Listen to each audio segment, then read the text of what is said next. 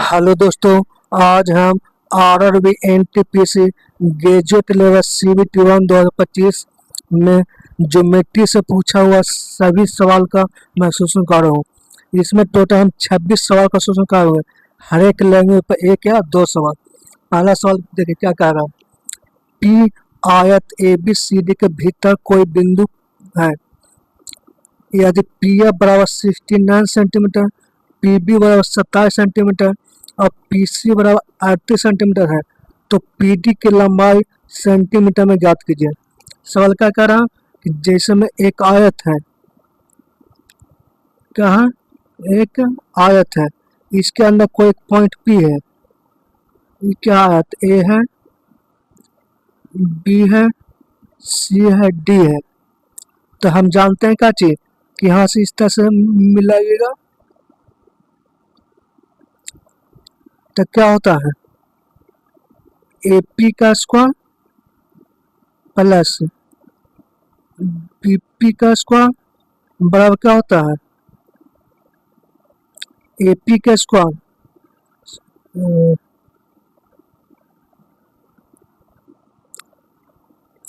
A P का square plus C P का square बराबर क्या होता है, बी पी का स्क्वायर और प्लस पी डी का स्क्वायर। जब भी किसी आयत के अंदर कोई पॉइंट हो तो इसका कंसेप्ट क्या होता है, A P square plus P C square B P square plus P D square. अब सवाल में पी ए का मान कितना दिले है, 69 दिले, इसका स्क्वायर और प्लस सी पी कितना दिले है, 38 दिया हुआ है तो 38 का स्क्वायर बराबर बी पी कितना दिले है 27 तो 27 का स्क्वायर। अब हमसे सवाल में क्या पूछा है, पी डी का स्क्वायर। तो हम क्या करते हैं, ऑप्शन में देते हैं सबका यूनिट अलग है तो हम यूनिट चेक करते हैं। 69 का स्क्वायर करते हैं, इसका यूनिट कितना होगा 1 और 38 का स्क्वायर कीजिएगा तो इसका यूनिट कितना होगा 8 64 4, मतलब हमको यूनिट 5 आ रहा तो इधर भी 5 आना चाहिए। 27 का स्क्वायर कितने यूनिट कितना 9 आ रहा। अब ऑप्शन से रखते हैं कि अगर हम ऑप्शन में 74 रखते हैं तो इसका यूनिट कितना होता है, 74 का स्क्वायर 16। अगर हम 74 रखते हैं इसका स्क्वायर कितना होता है 6 और 9 6 15, मतलब ये मेरा मैच कर रहा। अब अगर हम 27 को 70 रखते हैं तो इसका यूनिट कितना आता है 0 और 9 प्लस 0 9 होगा, मैच नहीं करा मतलब 70 नहीं होगा। 78 को रखते हैं तो 78 रखें तो उसका स्क्वायर करेंगे तो 88 64 4 तो 9 4 13 यूनिट 3 आएगा, जो गलत है 5 आना चाहिए। ई भी नहीं होगा और ई भी नहीं होगा, मतलब आंसर कौन होगा पहला। अगला सवाल देखिए, अगला क्या कह रहा है। ए बी सी डी एक चतुर्भुज है जिसमें ए बी पैरेलल है डी सी तथा ई और एफ क्रमशः विकर्ण ए सी और बी डी का मध्य बिंदु है। यदि ए बी बराबर 30 सेंटीमीटर, बी सी बराबर 20 सेंटीमीटर, डी सी बराबर 86 सेंटीमीटर और ए डी बराबर 84 सेंटीमीटर है तो ई एफ की लंबाई कितनी होगी। क्या करा, एक चतुर्भुज है जिसमें एक चतुर्भुज है जिसमें ए बी पैरेलल है सी डी के। जब भी एक चतुर्भुज किसी एक भुज का कोई पैरेलल हो तो वह चतुर्भुज कैसा होता है, समलंब चतुर्भुज होता है कि नहीं। जैसे में कोई एक चतुर्भुज दिया हो जिसकी एक भुजा पैरेलल हो तो वह चतुर्भुज कैसा होता है, समलंब चतुर्भुज होता है। मतलब कैसा चतुर्भुज है, समलंब चतुर्भुज है कि नहीं, समलंब चतुर्भुज है। अब देखा जाए सबसे बड़ा भुजा कौन है, डीसी, डीसी सबसे बड़ा भुजा है तो यहाँ पर सी डी रख देते हैं, यहाँ पर ए बी। अब सवाल में सी डी कितना दे रहे हैं 86 और ए बी 30 और ए डी कितना दे रहे हैं 84 और बी सी 20। तो हमसे सवाल में क्या पूछ रहा है कि ई और एफ क्रम से विकर्ण ए सी और बी डी का मध्य बिंदु है। जैसे में ए सी विकर्ण है और बी डी विकर्ण है तो ए सी विकर्ण का मध्य बिंदु कौन है, ई है, ई है। अब इसका एफ है तो हमसे सवाल में पूछा क्या चाहिए, ई एफ का मान क्या होगा। तो क्या होता है, जब भी एक समलंब चतुर्भुज में विकर्ण के मध्य बिंदु को मिलाने वाली लाइन का मान क्या होता है? EF का मान क्या होता है? मतलब एक समलंब चतुर्भुज में एक समलंब चतुर्भुज के दोनों विकर्णों के मध्य बिंदु को मिलाने वाली लाइन का मान क्या होता है? पहले साइड के डिफरेंस का आधा होता है। मतलब पहले साइड कितना है? 86 है और -30 है, इसका डिफरेंस का आधा होता है। याद रखिएगा। जैसे मान लेते हैं नीचे वाला को A मान लेते हैं और ऊपर वाला को B मानते हैं, तो हमेशा इसका मान क्या होता है? A - B/2 होता है। कितना होगा? 6 5 3 8, मतलब 28 आवेगा कि नहीं? यही आपका आंसर होगा 28। अगला सवाल देखिए। अगला क्या कर रहा है?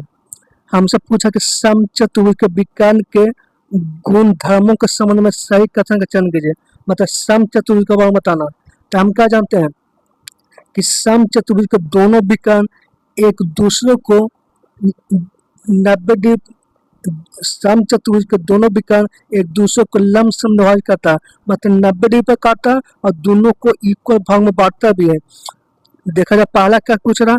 समचतुर्भुज के विकर्ण बराबर नहीं होते जो समकोण पर प्रतिच्छेद करते हैं और एक दूसरे को समद्विभाजित करते हैं। सही बात है पहला, क्योंकि हमने बताया क्या चीज कि एक समचतुर्भुज है, जैसे एक समचतुर्भुज है तो इसका दोनों विकर्ण एक दूसरे को लंब समद्विभाजित करते हैं, 90 पे काटता है और दोनों को इक्वल भाग में बांटता है, लेकिन दोनों विकर्ण आपस में इक्वल नहीं होता। मतलब पहला क्या है? सही है कि नहीं? तो पहला सही होगा, बाकी सब क्या होगा? गलत हो गया। अगला सवाल देखिए। क्या कर रहा है कि चतुर्भुज PQRS में कोण P, कोण Q, कोण R और कोण S 2:8:3:7 है, तो किस तरह का चतुर्भुज है? तो देखा जाए कि अगर पहला बात कि वर्ग तो होगा ना, कि वर्ग में सभी कोण इक्वल होता है, सभी कोण 90 डिग्री का है, यहाँ पर सभी कोण इक्वल है या नहीं है। अगर समलंब होगा, क्योंकि समलंब में देखेंगे दोनों कोण का सम कितना आ रहा? इक्वल आ रहा। R2 और R2 आ रहा है, ये दोनों कोण का सम का इक्वल आ रहा है। हम जानते हैं कि एक समलंब चतुर्भुज के दोनों एडजेसेंट कोण का सम 180 डिग्री होता है कि नहीं? जैसे हम एक समलंब चतुर्भुज है इस तरह से, तो ये दोनों कोण का सम कितना होता है? 180 डिग्री होता है, और ये दोनों कोण का सम भी क्या होता है? 180 डिग्री होता है। तो यहाँ पर देखा है कि दोनों एडजेसेंट कोण इक्वल है, इसका मतलब यही दोनों होगा, समलंब ही होगा, बाकी ये सब होगा पतंग नहीं होगा और समचतुर्भुज भी नहीं होगा। अगला सवाल देखिए। क्या कह रहा है कि निम्नलिखित में कौन सा चतुर्भुज नहीं है? तो देखा जाए समलंब एक चतुर्भुज है, समचतुर्भुज है, अष्टभुज नहीं है, पतंग भी एक चतुर्भुज है, अष्टभुज का एक बहुभुज है। चतुर्भुज मतलब जिसके 4 भुजा हो, तो अष्टभुज में 8 भुजा होता है, तो ये होगा नहीं चतुर्भुज। अगला सवाल देखिए। यदि PQRS एक आयत है तो निम्नलिखित कौन सा कथन असत्य है, गलत है? आयत PQRS के विकर्ण एक दूसरे को समद्विभाजित नहीं करते हैं, ये गलत है, क्योंकि आयत के दोनों विकर्ण एक दूसरे को समद्विभाजित करते हैं लेकिन 90 डिग्री पर नहीं काटता, मतलब समद्विभाजित करता, तो ये तुम्हारा आंसर हो गया। क्योंकि असत्य पूछ रहा, मतलब आयत का दोनों विकर्ण एक दूसरे का कहता समद्विभाजित करता लेकिन 90 डिग्री पर नहीं काटता, लेकिन यहाँ पूछे समय नहीं करता, गलत है, समद्विभाजित करता है, तो यही आपका आंसर हो गया। अगला सवाल देखिए। अगला क्या कह रहा है कि एक समकोण त्रिभुज है जिसमें सवाल क्या कर रहा है, एक समकोण त्रिभुज है कि भुजाएं x - 18, x - 25 है और x है, तो इसका क्षेत्रफल क्या होगा? ताकि इस सवाल को अगर ध्यान से देखिएगा, तो इस सवाल में क्या है, ये दोनों का डिफरेंस अगर देखा जाए 7 आ रहा है कि नहीं? तो और ऑप्शन देखेंगे सब इंटीजर है, इसका मतलब क्या हुआ कि यहाँ पर एक ट्रिपलेट सेट किया गया। तो ऐसा सोचो जो लंब और आधार का डिफरेंस 7 आवे, तो वो क्या हो सकता है? अगर सोचते हुए तो क्या होगा कि जैसे में लंब और आधार, तो 48 55 73, 48 55 और 73। सोचो, मतलब हमको एक ऐसा ट्रिपेट सोचना है कि जिसमें लंब और आधार दोनों का डिफरेंस 7 आना चाहिए। तो 48 और 55 दोनों का डिफरेंस 7 आ रहा है कि नहीं, इसका मतलब क्या ये सेटिस्फाई कर रहा है। तो हमको एरिया पूछा, तो एरिया कैसे निकलेगा, 1/2 गुने 48 गुने 55, 24 दूनी का 48। अब देखा 5 से कट रहा है और 2 से कट रहा है, तो 5 और 2 मिलकर एक जीरो चिपकेगा कि नहीं, 5 और 2 से जब कटेगा तो एक जीरो चिपकेगा, 2 1 3, ये आपका एरिया होगा 1320। खत्म। हम कुछ नहीं किए, जैसे में कोई एक समकोण त्रिभुज है, जिस तरह से ये एक समकोण त्रिभुज है, तो सबसे बड़ी भुजा क्या होता है, कर्ण, और ये क्या होगा, 1 - 18, और ये क्या होगा, 1 - 25। अगर इसको हम बेसिक से अगर मान तो बेसिक से बनाना चाहते हैं, तो बेसिक से बना दीजिए। क्या होता है, कर्ण का स्क्वायर बराबर क्या होता है, 1 - 25 के होल स्क्वायर प्लस 1 - 18 का होल स्क्वायर, ये होगा। तो इसको सोल्व कीजिएगा तो x का मान निकल कर आएगा कितना, 73। बस खत्म। अगर बेसिस से बनाना चाहते हैं तो, लेकिन बेसिस नहीं ऐसे बनाइए कि ऐसा करके हमको ऑप्शन में का इंटीजर दिखा दे रहा है, इसका मतलब निश्चित है कि यहाँ पर एक ट्रिपेट सेट किया गया है। तो हमको ऐसा सोचो कि जिसमें लंब और धार का डिफरेंस 7 आवे, तो 48 55 73 ये तो होता है। बस इसे मान लीजिए। अगला सवाल देखिए, ये क्या करा, एक त्रिभुज की भुजाएं 109 सेंटीमीटर, 171 सेंटीमीटर, 100 सेंटीमीटर है।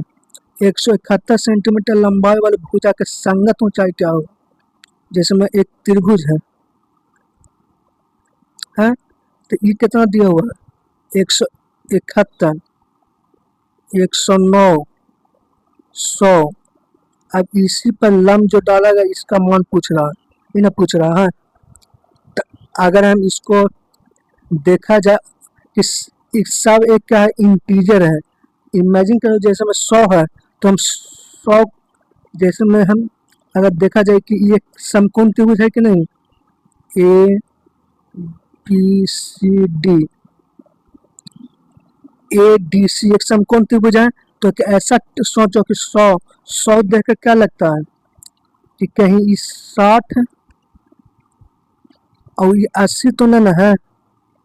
हम सिर्फ सोचे हैं जैसे में 3 4 5, तो इसका 20 गुना किया गया है, तब कितना होगा, 20 से 60, 20 चौके 80, 20 25 100। इसका एक ट्रिपेट है कि नहीं। हम सोचे कि मान के चलते हैं कि ऊंचाई अगर 60 होता, ताकि ऑप्शन में हम देख रहे हैं कि ऊंचाई 60 दिया, 80 नहीं दिया, इसलिए हम ऊंचाई को 60 मान के चले। अब हम देखते हैं कि ए डी बी भी एक समकोण त्रिभुज है, तो सेटिस्फाई हो रहा है कि नहीं, मतलब 60 है और कितना बच्चा, 171 में 80 घटाएंगे तो कितना होगा, 91 91 आएगा। अब हम देखते हैं कि 60 का स्क्वायर करने पर और 91 का स्क्वायर करने पर 109 आना चाहिए। इन है, अगर आ जाए तो मैं सेटिस्फाई है, तो ये चेक कीजिएगा तो आ जाएगा आपका। जैसे में हमने कहा कि आप यहाँ पर 100 जैसे देखें तो समझ गया कि 60 80 100 ये ट्रिपेट सेट होगा। और ऑप्शन में देख रहे हैं कि 60 दिया हुआ है हाइट, इसका मतलब 80 को हाइट ना मान के 60 मान के चेक करते हैं, ताकि 60 ही दिल है। अगर 80 होता तो हम 80 भी रख के चेक करते हैं, तो 60 ऊंचाई रख के चेक किए। तो यहाँ पर देखते हैं कि आप सेटिस्फाई कर रहा है कि नहीं, तो 60 91 109 ये भी एक ट्रिपेट हो रहा है। इसका मतलब मेरा आंसर सही है। मतलब एरिया क्या होगा, 1/2 गुने आधार और गुने ऊंचाई 60 है, तो 30, 3 77 51। ओ सॉरी, हमसे ऊंचाई ना पूछ रहा, एरिया तो नहीं पूछ रहा, ये तो 60 हो गया आंसर खत्म। अगला सवाल देखिए, अगला क्या कह रहा, पी एक वृत्त के बाहर स्थित एक बिंदु है और उसके केंद्र से 70 सेंटीमीटर की दूरी पर है। बिंदु P से खींची गई एक छेदक रेखा बिंदु वृत्त को बिंदु ए और बी पर इस प्रकार काटते हैं कि P A 8 centimetre, A B 7, जहाँ पी ए से बड़ा है, तो वृत्त की त्रिज्या ज्ञात कीजिए। सॉल्व करा कि जैसे में एक सर्कल है, इस तरह से एक सर्कल है और इसके बाहर एक बिंदु पी है जो केंद्र से 70 सेंटीमीटर की दूरी पर है, वो है। अब सवाल में क्या कहा कि पी से खींची गई छेदक रेखा, और पी से एक छेदक रेखा इस तरह से खींचा गया, ए और बी पर काटता है। अब देखते हैं पी बी बड़ा है, इसका मतलब बी यहाँ पर होगा और ए यहाँ पर होगा, तो ना पी बी पी ए से बड़ा होगा। अब पी ए का मान कितना दे ले 8 और इसका मान कितना दे ले 7, तो हमसे पूछा वृत्त की त्रिज्या क्या होगा, तो वृत्त की त्रिज्या कैसे निकलेगा। अगर हम देखते हैं कि यहाँ पर अगर टेंजेंट खींच देते हैं, ठीक, तो टेंजेंट और छेदक रेखा कंसेप्ट लागू होगा कि नहीं, कि पी टी स्क्वायर बराबर क्या हो जाएगा P A into P B, तो पी टी कितना, पी ए कितना है 8 और पी बी कितना है 15, मतलब पी टी कितना निकल के आएगा 120 के अंडर रूट, मतलब पी टी निकल के आएगा कितना 120 का अंडर रूट निकल गया कि नहीं। अब देखते हैं क्या चीज कि रेडियस और टेंजेंट इसके बीच 90 डिग्री का कोण बनता है कि नहीं। तो हमसे क्या सवाल पूछा, रेडियस ही तो पूछ रहा है, जैसे में टेंजेंट और रेडियस के बीच 90 डिग्री का कोण बनता है, मतलब ओ टी पी एक समकोण त्रिभुज होगा कि नहीं। तो समकोण त्रिभुज होगा तो हम कैसे आर निकाल सकते हैं, 17 का स्क्वायर माइनस 120 के अंडर रूट के होल स्क्वायर का अंडर रूट, इन रेडियस निकलेगा। 79 को देखा जाए कितना लिख सकते हैं 289 में से 120 घटावेंगे तो कितना आएगा 9, 169 मतलब कितना होगा 13, यही आपका आंसर होगा 13, खत्म। अगला सवाल देखिए, अगला क्या कह रहा है, एक वृत्त में दो जीवाएं ए बी और सी डी जिनकी माप 14 सेंटीमीटर और 6 सेंटीमीटर है, जो केंद्र के एक ही तरफ है तथा एक दूसरे के समानांतर है, यदि उनके बीच की दूरी 4 सेंटीमीटर है तो वृत्त का व्यास ज्ञात कीजिए। अब अगर हम ऑप्शन से चेक करते हैं तो डायमीटर जो होता है, वृत्त का जो डायमीटर होता है वो हमेशा जीवा से बड़ा होता है, मतलब 14 से हमेशा बड़ा होगा कि नहीं। जैसे में वृत्त का सबसे बड़ा जीवा क्या होता है, व्यास होता है, मतलब व्यास जो होगा वो जीवा से हमेशा बड़ा होना चाहिए, क्योंकि सबसे बड़ा जीवा क्या होता है, व्यास ही होता है। मतलब डी का मान होगा, सबसे बड़ा जीवा कौन है 14 है, तो 14 से हमेशा बड़ा होना चाहिए। तो ऑप्शन से जाकर चेक करते हैं, रूट 58 देखते हैं, तो रूट 58 लगभग कितना के आसपास आता है 67 68 64, मतलब 7 पॉइंट कुछ के लगभग मान के चलते हैं आवेगा। अभी क्या हुआ कि अगर तो 7.5 आ रहा है तो 14 से क्या है छोटा है, मतलब ये आंसर नहीं होगा, हमसे 14 से बढ़ाना चाहिए। अब इसमें देखते हैं कि 2 से गुना करते हैं तो लगभग कितना आता है 15 के आसपास आता है। रूट 58 कितना 7.5 को 2 से गुना करते 15, मतलब ये आंसर हो सकता है 14 से 12। अब ये रख के चेक करते हैं कितना आता है 29 देखते हैं कि अगर 29 का मानते 6 भी मानते हैं 6 में 36 होगा तो ये 12 ही आवेगा, तो ये तो डी होगा नहीं और नहीं सी हो सकता, मतलब आंसर कौन होगा बी होगा। ऑप्शन से चलेगा तो क्या हुआ कि जैसे में एक वृत्त है उसका सबसे बड़ा जीवा कौन होता है, व्यास होता है, तो व्यास जो होगा वो 14 से हमेशा बड़ा होगा, क्योंकि सबसे बड़ा जीवा कौन है 14 है। तो ऑप्शन रख के चेक करते हैं, अगर नहीं तो इसे बना सकते हैं कि जैसे मैं सवाल में क्या कर रहा कि दो जीवा है जो केंद्र के एक ही तरफ है, ये एक जीवा है और एक जीवा ये है जो केंद्र के एक ही तरफ है। अब ए बी 12 है तो ए बी ऊपर वाला होगा और सी डी नीचे वाला होगा। अब यहाँ पर हम सवाल में क्या कर रहे हैं कि दोनों के बीच का दूरी कितना 4 है, तब मान के चलते हैं ये x होगा। अब यहाँ से इसको मिलाते हैं तो क्या होगा, रेडियस होगा। और इसको भी अगर यहाँ से मिलाते हैं तो ये भी रेडियस होगा। अब यहाँ पर क्या करते हैं, पाइथागोरस लागू करते हैं। छोटा त्रिभुज में पाइथागोरस लागू कर दीजिए। जैसे में ओ है, आई पी है, आई क्यू है नीचे, तो ओ पी बी एक समकोण त्रिभुज है कि नहीं, तो रेडियस का स्क्वायर कैसे निकलेगा, एक्स स्क्वायर और प्लस ए बी पूरा 14 है तो इसका आधा कितना होगा, 7, 7 बराबर। अब बड़का त्रिभुज देखते हैं ओ क्यू सी, तो ई भी एक समकोण त्रिभुज है, तो इसमें रेडियस कैसे निकलेगा, एक्स प्लस 4 के होल स्क्वायर और प्लस सी डी का आधा कितना होगा, 3, 9। अब इसको सोल्व कीजिएगा तो एक्स का मान निकल जाएगा। इसको सोल्व कीजिए तो एक्स का मान निकलेगा, एक्स निकालेगा तो एक्स का मान रख के रेडियस निकाल दीजिएगा, खत्म। अगला सवाल देखिए, 2 सेकेंडी वृत्तों की त्रिज्या, सवाल क्या कह रहा है, जैसे में 2 सेकेंडी वृत्त है,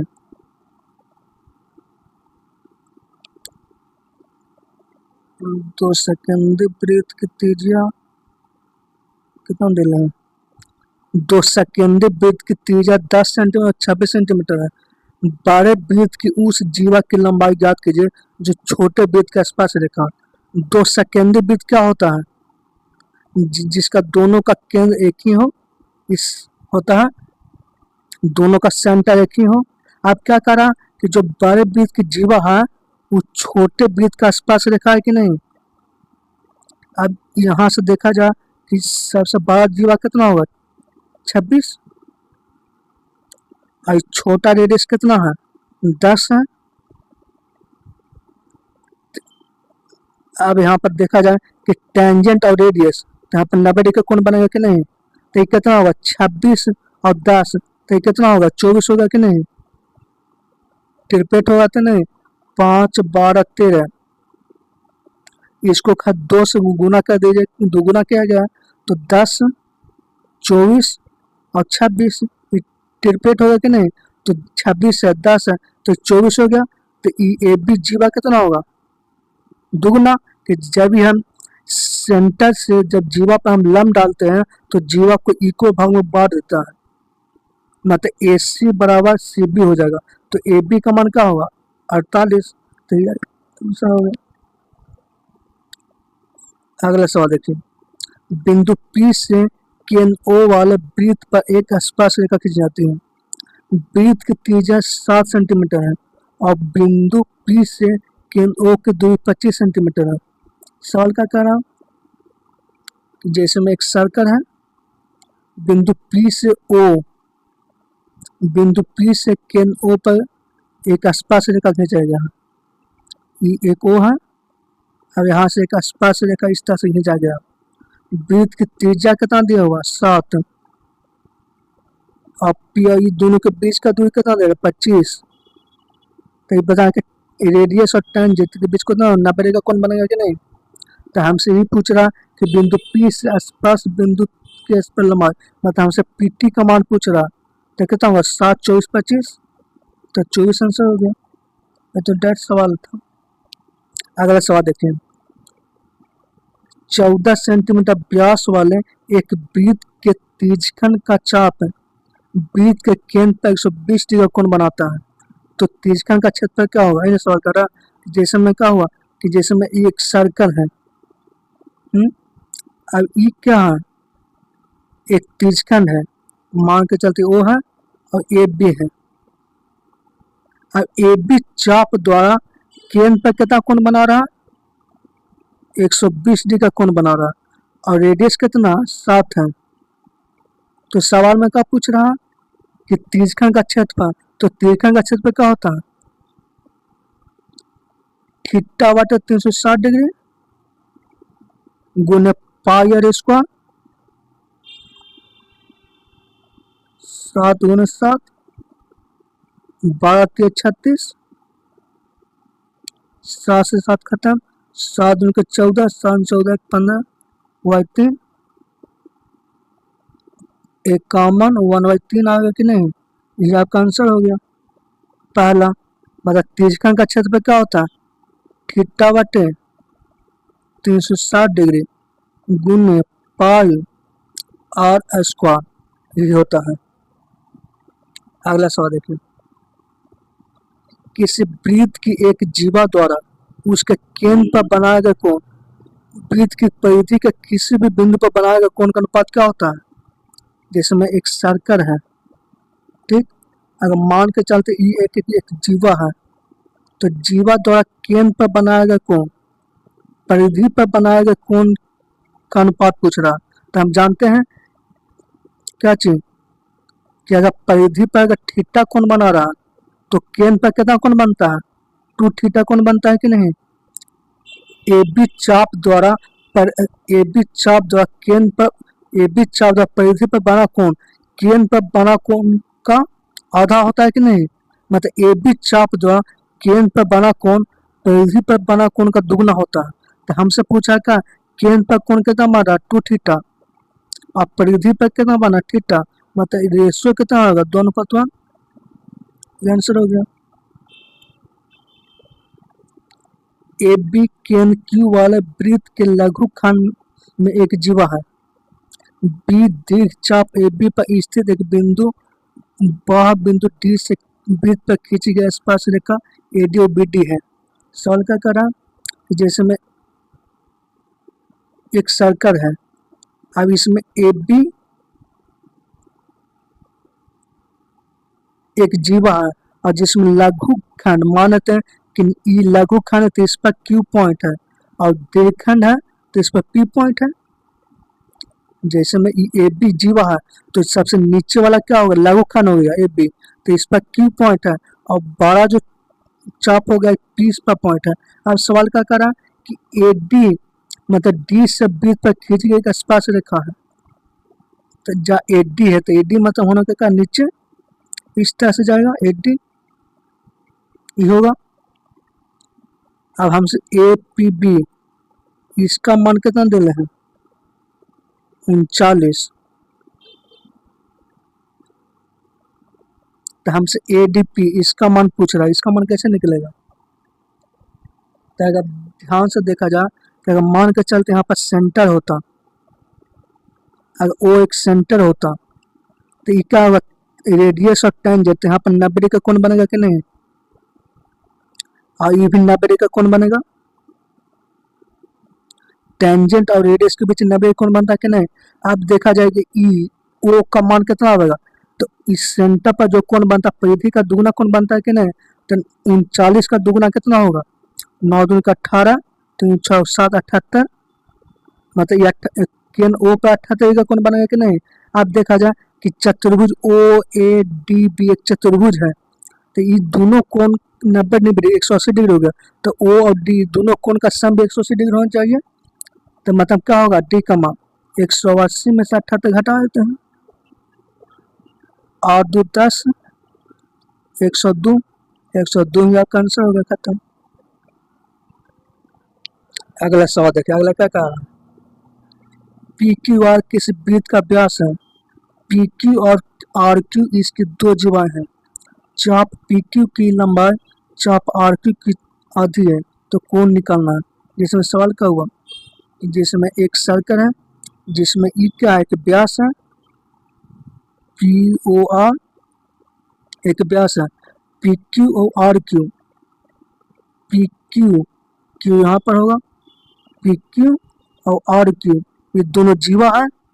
जो चाप पी क्यू है वो आर क्यू का आधा है, मतलब आर क्यू अगर 2 है तो इसका चाप की लंबाई कितना 1 है, 3 है, मतलब चाप पी क्यू की लंबाई जो चाप आर क्यू का आधा है, मतलब ये जो चाप है इसकी लंबाई 1 है, तो ये कितना होगा, ये 2 होगा कि नहीं चाप की लंबाई, मतलब पी क्यू और क्यू आर चाप की लंबाई कितना होगा 1:2 होगा। अब हम जानते हैं कि चाप जिस रेशियो में डिवाइड होता है एंगल भी उसी रेशियो में बढ़ता है कि नहीं। तो एंगल मान लेते हैं इस चाप के द्वारा एंगल यहाँ पर थीटा 1 बन रहा है और इस पर थीटा 2 एंगल बन रहा है, पी क्यू चाप द्वारा सेंटर पर Q1 एंगल बन रहा और Q द्वारा सेंटर पर Q2 एंगल बन रहा इन है। तो हम जानते कुछ कि एंगल मतलब चाप जिस रेशो में डिवाइड होता है एंगल भी उसी रेशो में डिवाइड होता है। तो ये क्या होगा, एंगल का रेशो भी 1:2 होगा कि नहीं। अब Q1 और प्लस Q2 1 और 2 3 ये 3 का मान कितना होगा 180 डिग्री, ताकि पी ओ आर एक अति व्यास है मतलब ये कहाँ पर 180 डिग्री का कोण बनेगा कि नहीं। मतलब Q1 और प्लस Q2 मिलकर 180 डिग्री होगा और 1 और 2 क्या है Q1 और Q2 का मान दे है, ताकि क्या है Q1 है, ताकि चाप जिस रेशो में एंगल भी उसी रेशो में डिवाइड होगा मतलब Q1 और Q2 का रेशो भी 1:2 होगा। तो 3 का मान 60 है। तो हमसे पूछ रहा है कि पी क्यू द्वारा ओ पाएंगे कितना बनेगा, मतलब हमसे 1 का मान पूछ रहा तो कितना होगा 60 डिग्री का होगा कि नहीं। तो ये आंसर हो गया। ये याद रखिएगा कि चाप जिस रेशो में डिवाइड होता है एंगल भी उसी रेशो में डिवाइड होता है। अगला सवाल देखिए क्या कह रहा है। त्रिभुज ABC की भुजा AB और AC को क्रमशः बिंदु D और E तक बढ़ाया गया है। कोण CBD और कोण CEB के समद्विभाजक बिंदु E पर मिलता है। त्रिभुज है इस तरह से AB और AC। अब क्या करा कि AB को D तक बढ़ाया गया और AC को E तक बढ़ाया गया। अब क्या करें CBD इस कोण का समद्विभाजक और BCE ई कोण का समद्विभाजक, ये दोनों कोण का समद्विभाजक कहाँ पर P पर मिलता है। कोण A का मान 84 है तो कोण P का मान क्या होगा, तो कोण P का मान कितना होगा 90 माइनस कोण A का आधा। जब भी किसी त्रिभुज में किसी दो कोण का बाहर जब समद्विभाजन करते हैं तो इसका मान क्या होता है 90 माइनस कोण A का आधा। अगर इसी को अंदर समद्विभाजन करता, मान के चलते यहाँ पर समद्विभाजन करता, यहाँ पर समद्विभाजन करता तो 90 प्लस कोण A का आधा होता। याद रखिएगा 90 माइनस कोण A का आधा मतलब क्या होगा 42 मतलब 48। ये हमका आंसर हो गया 48। अगला सवाल देखिए क्या कह रहा है। चतुर्भुज PQRS में कोण R और कोण S के समद्विभाजक बिंदु T पर मिलते हैं जो चतुर्भुज के भीतर है। ASTR इतना डिग्री है, कोण P और कोण QR का अनुपात 4:9 है। तो Q और कोण P का अंतर पूछ रहा, क्या कह रहा, तो जैसे में एक चतुर्भुज है ठीक, P है Q है R है S है, R और S का समद्विभाजक T पर मिलता है। ये दोनों का जब समद्विभाजन करते हैं तो T पर मिलता है और ASTR ये कोण कितना दिल है 32.5 दिल है और कोण P और कोण Q का रेशो कितना दिल है 4x और 9x। तो हम जानते हैं कि एक चतुर्भुज के कोई भी दो एडजेसेंट कोण का समद्विभाजक जिस पॉइंट पर मिलता है जिस पॉइंट पर मिलता है वहाँ पर जो एंगल बनता है बाकी दोनों कोण के सम का आधा होता है। मतलब कोण ASTR ये जो कोण बनेगा कोण P प्लस कोण Q का आधा होगा। मतलब एक चतुर्भुज के किन्हीं भी दो एडजेसेंट कोण का समद्विभाजक जिस पॉइंट पर मिलता है वहाँ पर जो एंगल बनेगा बाकी कोणों के सम का आधा होता है। तो ये कितना होगा 32.5 और P और Q कितना होगा 9 4 13 1/2। तो x कितना निकलेगा 13 5 65 5। तो हमसे क्या पूछ रहा Q और P का डिफरेंस, तो डिफरेंस कितना होगा 9x में से 5x 5x डिफरेंस आ गया तो आंसर कितना होगा 25 और ये आपका आंसर होगा 25। अगला सवाल देखिए। ABCD एक समलंब चतुर्भुज है जिसमें BC पैरेलल है AD के, AC बराबर है CD। तो कोण B इतना दिया कोण A कितना इतना पूछ रहा। एक समलंब चतुर्भुज है इस तरह से एक समलंब चतुर्भुज है जिसमें क्या कर रहा है कि ए बी सी डी पहले है ना, बी सी पहले है ए डी के, तब नीचे मान के चलते बी सी है तो ए डी होगा। अब सवाल में कह रहा है कि ए सी जो है सी डी का इक्वल, मतलब ये और ये दोनों इक्वल है। ए बी सी कौन कितना है 13 डिग्री है, और बी ए सी कौन कितना है 164 है, तो ये कौन कितना आएगा 3 डिग्री। ए बी सी तीनों कोण का सम कितना होता है 180 डिग्री। अब देखते हैं कि समलंब चतुर्भुज है तो ई और दोनों क्या होगा पैरेलल होगा, बी सी और डी पैरेलल होगा, तो ए सी क्या होगा तिर्यक रेखा होगा कि नहीं, तो ई क्या होगा कोण एकांतक कोण का अनुसार ई भी 3 डिग्री का होगा। और ये देखा जाए कि सी डी और ए सी पैरेलल इक्वल भुजा, तो इक्वल भुजा के सामने कोण भी इक्वल होता है, मतलब डी कोण भी 3 आवेगा कि नहीं, ये भी 3 आवेगा। तो हमसे पूछ रहा है क्या चीज ई कोण ए सी डी, तो ए सी डी कितना होगा कोण ए सी डी कितना होगा, तो 180 में से घटा दीजिए, 180 में से 9 डिग्री घटाइए कितना होगा 6 डिग्री घटाइए कितना होगा 174। और ये आपका आंसर होगा खत्म। अगला सवाल देखिए, ये भी सवाल वही है, तो एक में हुई 13 164, तो 174 ये भी आंसर वही वाला सवाल तो है 174। ये देखिएगा ये क्या कर रहा है ए बी सी डी एक समलंब चतुर्भुज है जिसमें ये भी सवाल वही है, तो अभी हम क्या बताएं समलंब चतुर्भुज में इस तरह से सवाल है जिसमें बी सी और ए डी है का डाटा चेंज है। अब यहाँ पर क्या हुआ कि ई और ई दोनों भुजा इक्वल है, अब ई कोण कितना है 69 है और ई कोण कितना है 23 है, तो ई कोण कितना होगा, तो 180 में से घटा कर देखते हैं 9 3 12 6 2 8 9, 180 में से घटाएंगे कितना होगा 8 8 870 88 आएगा कि नहीं, और 10 8 70 18, मतलब ई कोण 88 आ गया, तो ई कोण भी 88 आ गया एकांतक कोण के थ्रू, ताकि ये दोनों लाइन पैरेलल है, तो ये ए सी तिर्यक रेखा है तो एकांतक कोण के थ्रू दोनों 88 कोण हो गया, और पैरेलल भुजा के अनुसार डी भी 88 कोण हो गया, तो ई कोण कितना बचा, तो 180 में से घटा देते हैं 88 88 कितना होगा 8 दूनी को 16 6 72 8 दूनी के 16 8 दूनी को 16 17, तो 180 में से घटाएंगे कितना होगा 8 गलती कर दी 9 3 12 6 2 8 1 9 और 2 10 8 7 18 88 88 8 दूनी को 16 8 दूनी को 16 7 76 होगा, तो 180 में से घटाएंगे तो 4 आंसर हो गया खत्म। इस सवाल एक क्या आगे कैसे ए बी और सी डी ये तो वही है।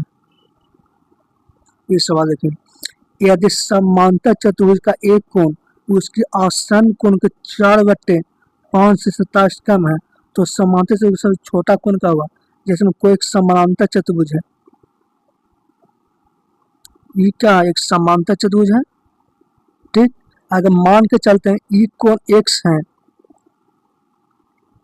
क्या का एक कोण है जो उसके आसन्न कोण के 4/5, तो ई कोण कितना है 4x/5 में से 27 कम ये है। अब हम जानते हैं कि समांतर चतुर्भुज के दो एडजेसेंट कोण का सम कितना होता है 180 डिग्री होता है कि नहीं, 4x/5 माइनस 27, ये दोनों का सम कितना होता है 180 डिग्री होता है, तो 5 4 9 x/5 बराबर कितना आ गया 7 और 2 10 209, एक कितना 9 दूनी का 18 9 3 27 5 3 15 5 10 1 11, तो x का मान 115 आ गया कि नहीं। अब x का मान 115 आ गया और दोनों कोण का सम 180 डिग्री होता तो ई कोण कितना होगा 65 डिग्री।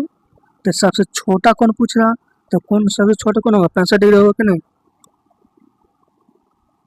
इस सवाल देखिए त्रिभुज ABC में D पर BD लंब है तथा कोण DBC 22 डिग्री है।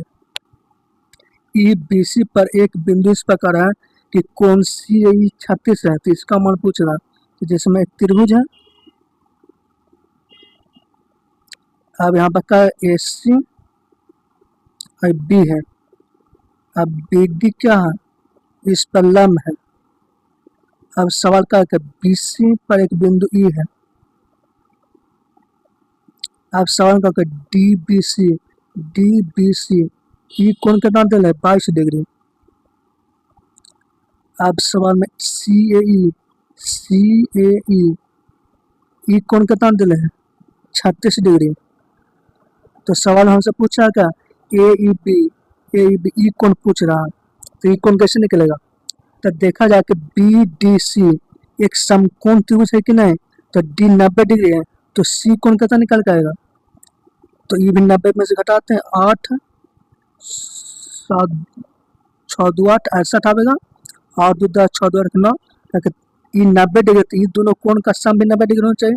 अब देखा जाए कि त्रिभुज ACE में ई जो है बाह्य कोण है तो बाह्य कोण का मान कैसे निकलता है AEB बाह्य कोण का मान कैसे निकलता है ये दोनों आंतरिक कोण के सम के बराबर होता है 36 प्लस 68 14 6 3 9 1 10 104 डिग्री आंसर हो गया।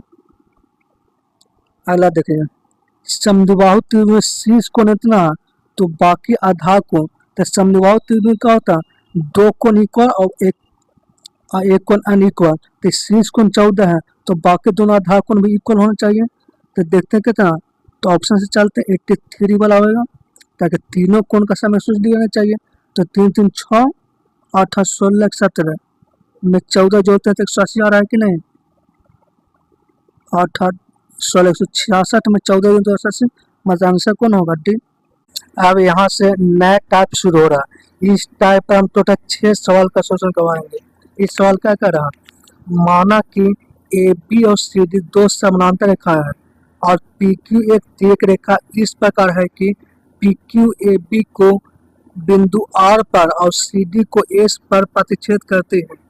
यदि कोण ARP बराबर 2x डिग्री कोण ARQ बराबर 22 डिग्री और कोण DSP बराबर 4 डिग्री तो x और y का मान निकालना है। इन्हें सवाल कर रहा सवाल क्या करा जैसे में दो पहले लाइन है AB और CD ये दो पहले लाइन है और इस पर एक तिर्यक की रेखा है PQ जो AB को R पर और CD को S पर प्रतिच्छेद करता है। अब सवाल क्या करा ARP तो मान के चलते P नीचे है तो ARP ई कोण कितना दिल है 2x डिग्री और ARQ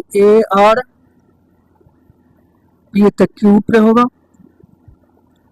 ई कितना दिल है 22 डिग्री और DSP ये कितना कोण है 4x है ना। तो हम देख रहे हैं क्या चाहिए कि दोनों लाइन का पैरेलल है AB और CD पैरेलल है और PQ एक तिर्यक रेखा है तो y बराबर क्या हो जाएगा 4x होगा कि नहीं। अल्टरनेट एंगल के थ्रू AB और CD पैरेलल लाइन है और PQ एक तिर्यक रेखा है तो अल्टरनेट एंगल का होगा इक्वल y और 4x इक्वल होगा।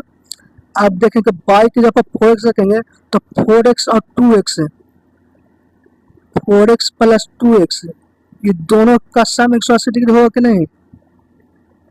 सीधी लाइन है तो x का मान कितना होगा 30 डिग्री। अब x का मान 30 डिग्री तो y का मान कितना होगा 120 डिग्री। अब हमसे सवाल का पूरा x और y 20 और 30 ये आंसर हो गया। अगला सवाल देखिए AB ये सवाल वही नहीं AB CD के समानांतर है एक तिर्यक रेखा इस टाइप पर हम टोटल 6 सवाल का सोल्यूशन करवाएंगे। ठीक सबका लैंग्वेज थोड़ा अलग रहेगा। एक तिर्यक रेखा पी क्यू ए बी और सी डी को ई और ए पर प्रतिच्छेद करता है। कोण पी ई बी 56 डिग्री है। जी ए बी और सी डी के बीच एक बिंदु इस प्रकार है कि कोण B E G 32 degree, G A P 57 degree. तो इसका मान पूछ रहा, क्या पूछ रहा है कि जैसे में दो पहले लाइन है ए बी और सी डी, दो पहले लाइन है। अब पी क्यू एक क्या है, एक छेदक रेखा है जो ए बी को ई पर, ए बी को ई पर और सी डी को ए पर प्रतिच्छेद करता है।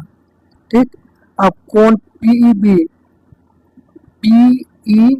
मानते पी नीचे है तो पी ई बी ई कोण कितना है, 56 है।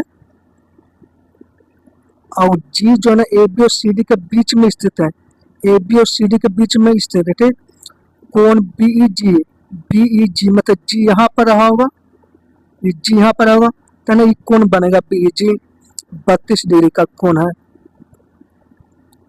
ये 32 डिग्री का है। और जी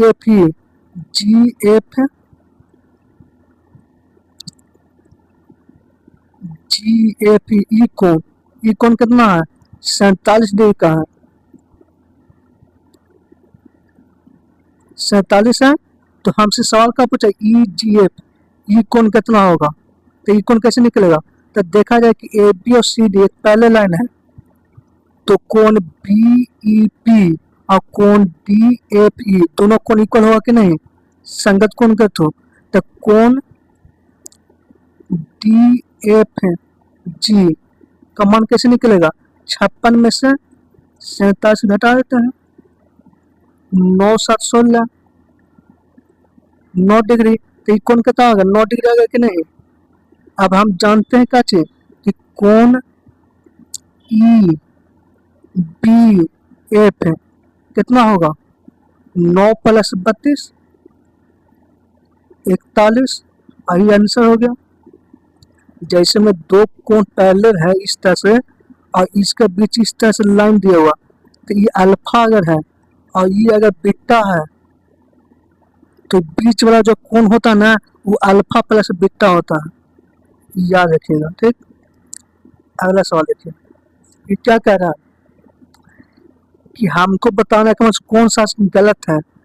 जब एक तिर्यक छेदिक रेखा दो समानांतर रेखाओं को इस प्रकार काटती है कि संगत कोण का योग बराबर हो तो रेखाएं समानांतर होती है, सही बात है। दो पहले लाइन को अगर एक तिर्यक रेखा काटते हैं तो यहाँ पर संगत कोण क्या होता है, इक्वल होता है, ये सही है। जब एक तिर्यक छेदिक रेखा दो रेखाओं को इस प्रकार काटती है कि एकांतर कोण का योग बराबर हो तो ये भी सही है। दो पहले लाइन को एक छेदक रेखा काटता है तो अल्टरनेट एंगल इक्वल होता है। जब एक तिर्यक छेदी रेखा दो रेखाओं को इस प्रकार काटती है कि तिर्यक छेद रेखा एक ही और स्थित अंतर कोण का पूरक होता नहीं, बल्कि गलत है, ये सही होगा। मतलब जैसे में दो पहले लाइन है और छेदक रेखा है तो संगत कोण आपस में क्या होता है, इक्वल होता है। अल्टरनेट कोण क्या होता है, आपस में इक्वल होता है। और दोनों का एक ही तरफ का कोण, ये दोनों कोण का सम 180 डिग्री का होता है, न कि 90 डिग्री का। तो सी देखा पूरक दिया हुआ, संपूरक होना चाहिए। ठीक, अगला देखा जाए, यदि एक तिर्यक रेखा दो समानांतर रेखाओं को ऊपर छेद करती है तो संगत कोण का होता है, समान होता है। दो पहले लाइन को एक छेदक रेखा काटता है तो आपस संगत कोण का होता है, आपस में इक्वल होता है। रेखा L1 और L2 एक तिर्यक छेद रेखा है, अगर संगत कोण में से एक कोण 75 है तो दूसरा संगत कोण भी 75 होगा, ताकि दो पहले लाइन को जब एक छेदक रेखा काटता है तो संगत कोण आपस में इक्वल होगा। एक संगत कोण 75 है तो दूसरा संगत कोण भी 75 होगा। अगला देखा जाए, ये क्या कर रहा है, दो तिर्यक छेदी रेखा एस और टी अलग अलग समानांतर रेखाओं के एक समूह को काटती है। एस समानांतर रेखाओं को बिंदु ए बी सी डी पर काटती है। जैसे में एक लाइन है, दो लाइन है, तीन है, 4 लाइन है। अब एस एक छेदक रेखा और टी एक छेदक रेखा है। अब एस जो है वो कहाँ कहाँ काटता है, ए पर काटता है, पी पर काटता है, सी पर और डी पर काटता है। और टी जो है कहाँ कहाँ काटता है, ई पर काटते हैं, एफ पर काटते हैं, जी पर काटते हैं और एच पर काटते हैं। अब सवाल में कहा था एफ बी कितना दे रहा है, 5 है, और सी डी कितना है, 3 है। अब यहाँ पर ई एफ कितना है, 15 है, और तो जी एच का मान पूछ रहा है, इसका मान क्या होगा, इन्हें पूछ रहा। तो ये देखा जाए कि रेशो 5 और 3 है, तो ई भी 5 और 3 रेशो में डिवाइड होगा कि नहीं, क्योंकि पहले लाइन है। तो ए बी और सी डी 5 और 3 रेशो में है, तो ई एफ और जी एच भी 5 और 3 रेशो में होगा। तो यहाँ पर देखें कितना गुना, 3 गुना है, तो ई भी 3 गुना होगा कि नहीं, मतलब एक्स का मान कितना होगा, 9। तो ये आपका आंसर होगा 9, खत्म। अगला सवाल देखिए। देखिए अब इस टाइप, अब यहाँ से नया टाइप होगा। इस टाइप पे हम टोटल 2 सवाल का सोल्यूशन करवाएंगे, ठीक। क्या कह रहा कि त्रिभुज ए बी सी और त्रिभुज पी क्यू आर दोनों क्या है, सर्वाक्षम है, कॉन्ग्रुएंट है। मतलब त्रिभुज ए बी सी और त्रिभुज पी क्यू आर दोनों कैसा त्रिभुज है, सर्वाक्षम है, कॉन्ग्रुएंट त्रिभुज है। तो कोण ए बी सी 77 डिग्री है, कोण बी सी एक्स में से 22 डिग्री है, ए सी 48 है, और कोण क्यू पी आर इतना है, इतना। तो इसका मान पूछा, क्या कह रहा है कि जैसे में 2 त्रिभुज है, इस तरह से त्रिभुज 2 त्रिभुज है, ए है, बी है, सी है, पी है, क्यू है, आर है, और दोनों त्रिभुज कैसा है, सर्वाक्षम है, कॉन्ग्रुएंट है। तो इसमें क्या दिया हुआ, ए बी सी कितना डिग्री है, 77 डिग्री है, बी सी ए ये कौन कितना दे रहे हैं, एक्स माइनस बाय कौन पी क्यू आर कितना कौन दे रहे हैं, 3x माइनस 4 पी आर कितना दे रहे हैं, एक्स प्लस 3y, और ए सी कितना दे रहे हैं, 48। तो हमसे कौन पूछ रहा, पी, हमसे सवाल का पूछा, क्यू आर पी, ई कौन पूछ रहा, ई कौन। तो हम जानते हैं कि जब 2 त्रिभुज सर्वाक्षम हो, कॉन्ग्रुएंट हो, तो उसका संगत कोण आपस में इक्वल होता है और संगत भुजा भी आपस में इक्वल होता है। मतलब कोण ए और कोण पी आपस में इक्वल होगा, कोण बी और कोण क्यू इक्वल होगा। तो बी और कोण क्यू इक्वल मतलब 3x माइनस 4 किसका बराबर होगा, 77 का बराबर होगा कि नहीं, ताकि कोण पी और कोण क्यू आपस में इक्वल होता। तो x का मान कितना होगा, 81 मतलब 27, x का मान 27 निकलेगा कि नहीं। अब जानते कि संगत भुजा भी इक्वल होता है, मतलब ए बी जो होगा वही तुम्हारा पी क्यू होगा, ए सी जो होगा वही तुम्हारा पी आर होगा। तो ए सी का मान कितना दे है, एक्स प्लस 3y, ये किसके बराबर होगा, 48 के बराबर होगा कि नहीं। तो x का मान 27 रखेंगे, तो 3y का मान कितना हो जाएगा, 27 घटाना तो 21 मतलब 7, तो y का मान कितना, 7 आ गया कि नहीं। अब हमसे सवाल का पूछा r का मान, तो r किसके बराबर होगा, c के बराबर होगा। तो x माइनस y का मान पूछ रहा है 20 डिग्री, ये आपका आंसर हो गया। जब 2 त्रिभुज कॉन्ग्रुएंट है, सर्वाक्षम हो, तो इसका संगत कोण इक्वल होता और संगत भुजा भी इक्वल होता। कोण ए कोण पी के बराबर होगा, कोण बी कोण क्यू के बराबर होगा, कोण सी कोण आर के बराबर होगा, ए बी भुजा पी क्यू के बराबर होगा, बी सी भुजा क्यू आर के बराबर होगा, ए सी भुजा पी आर के बराबर होगा। बस याद रखिएगा। सवाल देखिए, ए बी सी और एक्स वाई जेड 2 सर्वाक्षम त्रिभुज है, जिनमें कोण ए बी सी इतना है, तो कोण एक्स वाई जेड, इसमें 2 त्रिभुज सर्वाक्षम है, ई और ई। क्या है, ए है, बी सी है, एक्स है, वाई है, जेड है। इसका एंगल कितना दे है, 2x है, 4x है और 4x है, ठीक। अब क्या कर रहा कि जब 2 त्रिभुज इक्वल होता, 2 त्रिभुज सर्वाक्षम है, तो इसका हमसे सवाल को पूछा x और y। तो हम बताएं कि जब 2 त्रिभुज सर्वाक्षम हो, तो कोण ए कोण x के बराबर होगा, मतलब x का मान का 2x के बराबर होगा, जेड सी के बराबर 4x का मान होगा। तो हमसे सवाल क्या पूरा 6x का मान पूछ रहा है। बताते क्या कि दो त्रिभुज जब समक्षम है तो संगत कोण इक्वल होता, कोण ए एक्स के बराबर होगा, मतलब ए 2x है तो भी 2x होगा, सी जेड के बराबर होगा, बी वाई के बराबर होगा। तो हमसे एक्स और जेड का सम पूछ रहा, मतलब 6x का मान पूछ रहा। आप जानते हैं कि ए बी सी तीनों का सम 180 डिग्री होता है, 4 4 2 10 एक्स का मान कितना होगा 180 डिग्री होता है कि नहीं, तीनों कोण का सम। तो एक्स का मान कितना होगा 18। तो हमसे पूछा 6 गुना 18, अच्छा क्या 48, 6 4 10 108 डिग्री, ये आंसर हो गया आपका। अगला सवाल देखिए। अब यहाँ से नया टाइप शुरू होगा। अब इस टाइप पर टोटल हम 4 सवाल का सोल्यूशन करवाएंगे, ठीक। माना कि त्रिभुज एबीसी त्रिभुज क्यूपीआर के सिमिलर है, इस टाइप के सिमिलर रहते इसको सिमिलर कहता है, समरूप। एरिया का रेशो दे ले, यदि ए बी बराबर 11 है, बी सी बराबर 7 है, ए सी बराबर 8 है, तो क्यू आर का मान ज्ञात कीजिए। क्या कह रहा है कि यहाँ पर दो त्रिभुज सिमिलर है, मतलब समरूप है। तो जब दो त्रिभुज सिमिलर हो तो हमसे सवाल क्या पूछा, एरिया का रेशो दे ले, तो हमसे भुजा पूछ रहा है। तो जब दो त्रिभुज सिमिलर हो तो कोरस्पोंडिंग भुजा का रेशो क्या होता है, तो कोरस्पोंडिंग भुजा मतलब क्या हुआ, क्यू आर के कोरस्पोंडिंग भुजा कौन है, क्यू आर के कोरस्पोंडिंग भुजा कौन, ए सी है, ए सी। मतलब जब दो त्रिभुज सिमिलर हो तो कोरस्पोंडिंग साइड का रेशो जो होता है एरिया के रेशो के अंडर रूट होता है। अब देखते हैं क्यू आर किस एरिया में आ रहा है, 121, ऊपर 121 होगा और नीचे क्या होगा 64। ए बी सी किस भुजा में आ रहा है, ए बी भुजा किस में आ रहा है, ए बी जो भुजा किस त्रिभुज में आ रहा है ए बी सी में, तो उसका एरिया कितना है 64। और क्यू आर भुजा किस में आ रहा है, क्यू पी आर में, इसका एरिया 21 दिया।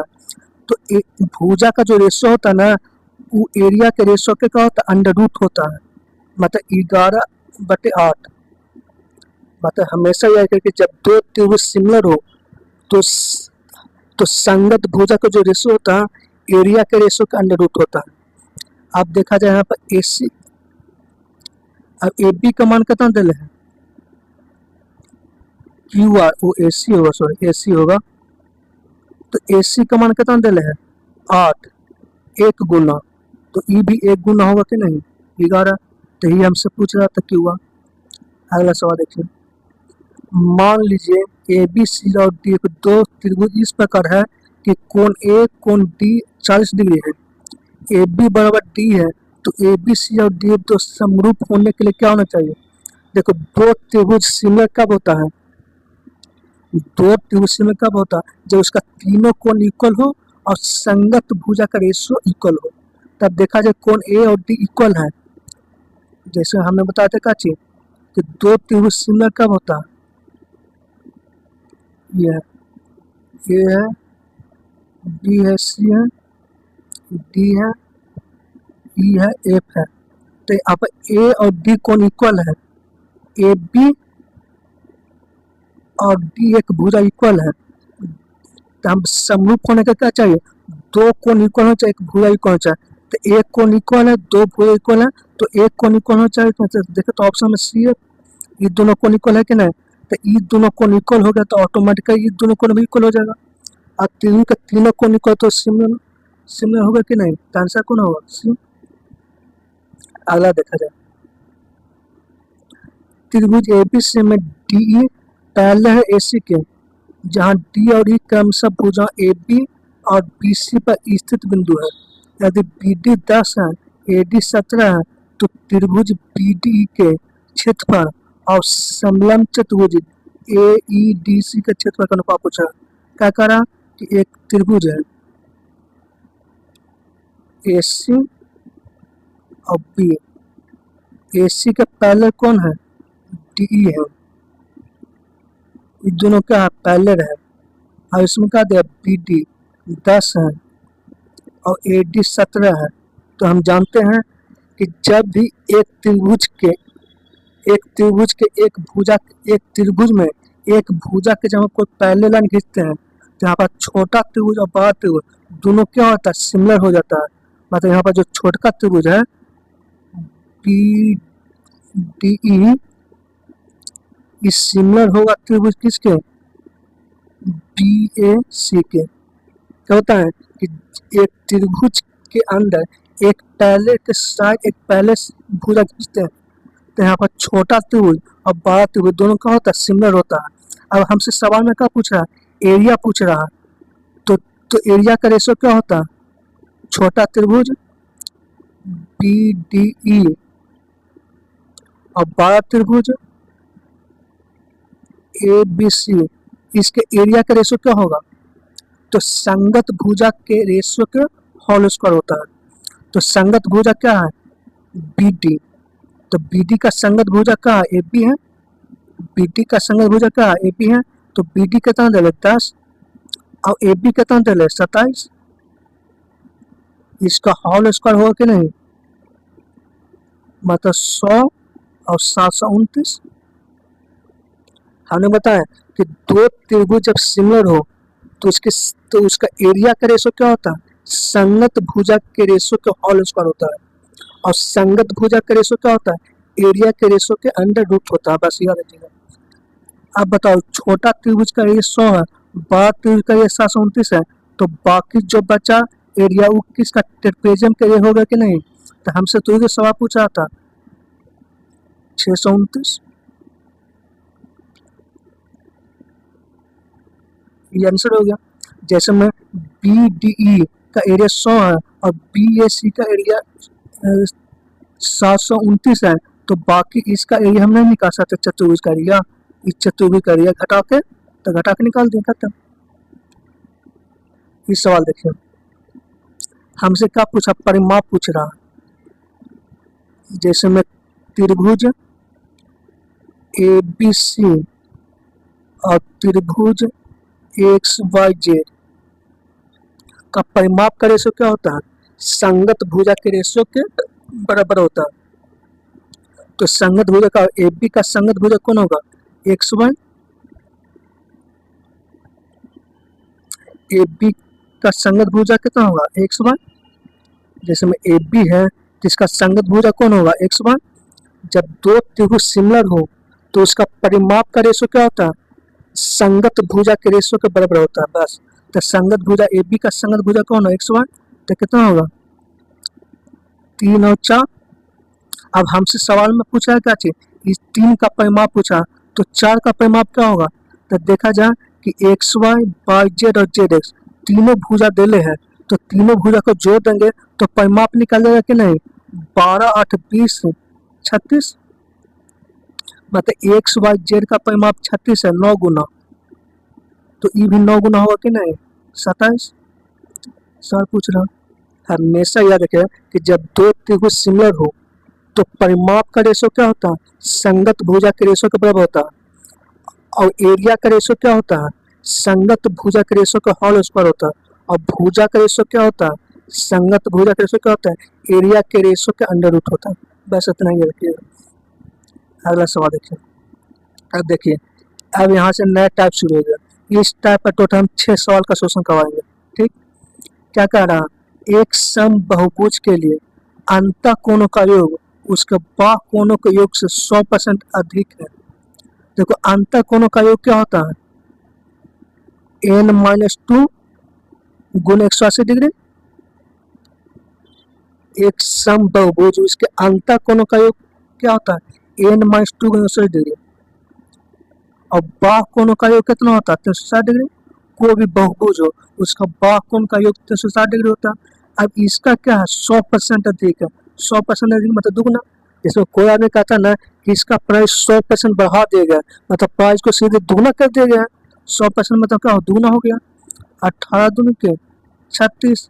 तो n का मान कितना होगा, 4 2 6 आ गया, n का मान 6। अब हमसे सवाल पूछा क्या हुआ, अंतः कोण। तो यहाँ से बाह्य कोण निकाल लेते हैं। तो बाह्य कोण कैसे निकलता है, 360 डिग्री को अगर n से डिवाइड करते हैं तो एक्सटीरियर एंगल का मान निकाले, तो बाह्य कोण का मान। ठीक, तो 360 को 6 से डिवाइड करता होगा 60 डिग्री। अब हम जानते हैं कि इंटीरियर एंगल और एक्सटीरियर एंगल का सम कितना होता है? 180 डिग्री होता है। तो इंटीरियर एंगल कितना होगा? 120 डिग्री होगा कि नहीं? ये आंसर पूछ रहा था, खत्म। अगला सवाल देखिए, एक समबाहुभुज के एक बाह्य कोण और अंतः कोण का अनुपात देले है। मतलब एक्सटीरियर और इंटीरियर का रेशो कितना देले है? 1:4 देले है। तो हम जानते हैं कि एक्सटीरियर में 4 1 5, 5 का मान कितना होगा? 180 डिग्री। एक्सटीरियर एंगल और इंटीरियर एंगल का सम कितना होता है? 180 डिग्री होता है। अंतः कोण और बाह्य कोण का योग 180 डिग्री होता है। तो बाह्य कोण का मान निकाल देते हैं, कितना होगा? 36। बाह्य कोण मान का 36 हो गया। अब हमको एन निकालते, एन कैसे निकलेगा? 360 को अगर एक्सटीरियर एंगल से डिवाइड कर देते हैं तो एन निकल जाएगा कि नहीं? 36 से डिवाइड करते 6, एक की भुजा की संख्या 5 18 का 36, 36 360 ओ 10 10 आएगा ना, 10। जैसे में हमको 360 को अगर एन से डिवाइड करते हैं तो बाह्य कोण निकल जाता है। अगर 360 को बाह्य कोण से डिवाइड करते हैं तो एन का मान निकलता है, भुजाओं की संख्या निकल जाता है। याद रखिएगा। अगला सवाल देखिए, अंतः कोणों का योग दे लेते हैं। अंतः कोणों का योग कैसे निकलता है? n-2 गुण 180 डिग्री। इसका मान कितना दे ले? 1260 दे ले। कितना बार काटेगा? 8 7 56, 7 बार में। तो n का मान कितना आएगा? 9। अब विकर्णों की संख्या निकालना, तो विकर्ण कैसे निकलता है? n - n into 3/2।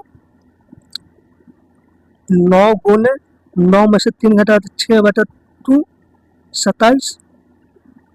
तो विकर्णों की संख्या कितना होगा? 27 आ गया। अगला सवाल देखिए, अंतः कोण और बाह्य कोणों का अंतर दे है।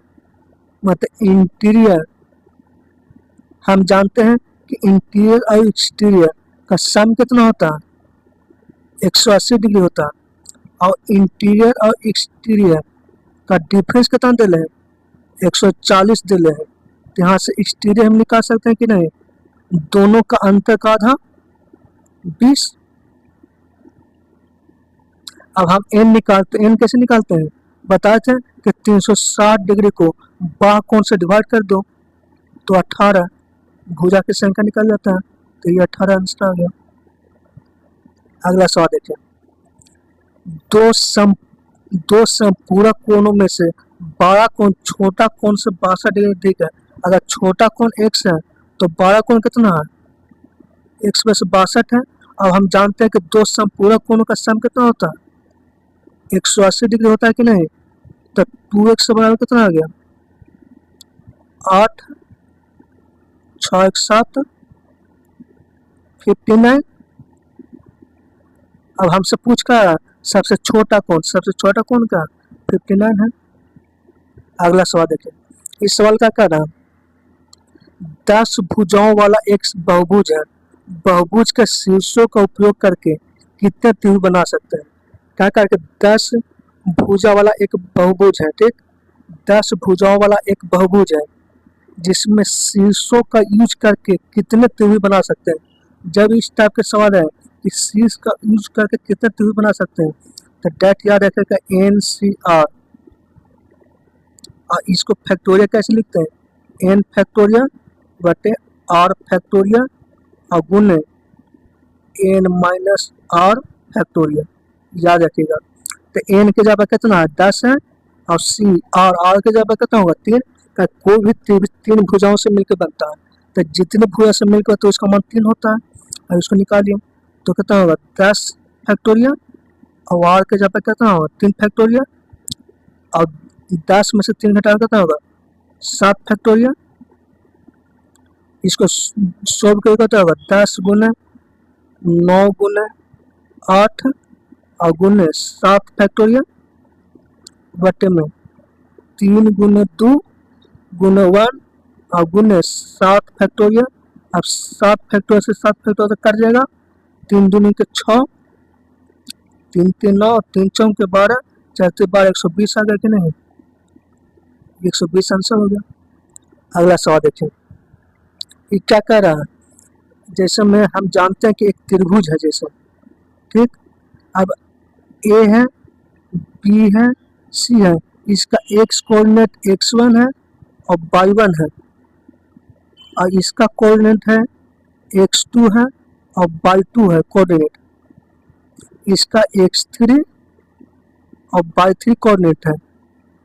तो सेंट्रॉइड जी, तो जी का कोऑर्डिनेट कैसे निकलेगा, तो कुछ नहीं करना है, x1 plus x2 plus x3 बटे 3, और y कोऑर्डिनेट कैसे निकलेगा, y1 plus y2 plus y3 y3 कर देना बस। ये x कोऑर्डिनेट निकल जाएगा और y कोऑर्डिनेट निकल जाएगा जी का, ठीक। तो हमसे x1 कौन होगा, तो देखा जाए तो एवरेज में होता लिखा हुआ x प्लस 3 और माइनस 6 बटे 3 का मान कितना दिले हैं, 3.5 दिले हैं। सेंट्रॉइड मतलब जी, जी का केंद्र निकालने का प्रश्न होता है, तो कितना होगा x बराबर 3 3 35 15 3 तो 9 10 और माइनस 3 तो 13 पॉइंट कुछ आएगा,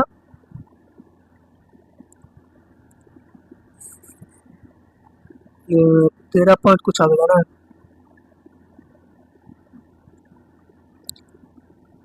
13.5 आएगा। अब उसमें 3 जोड़ेंगे तो 16.5 आएगा, और 16.5 एक है, खत्म। जय हिंद दोस्तों।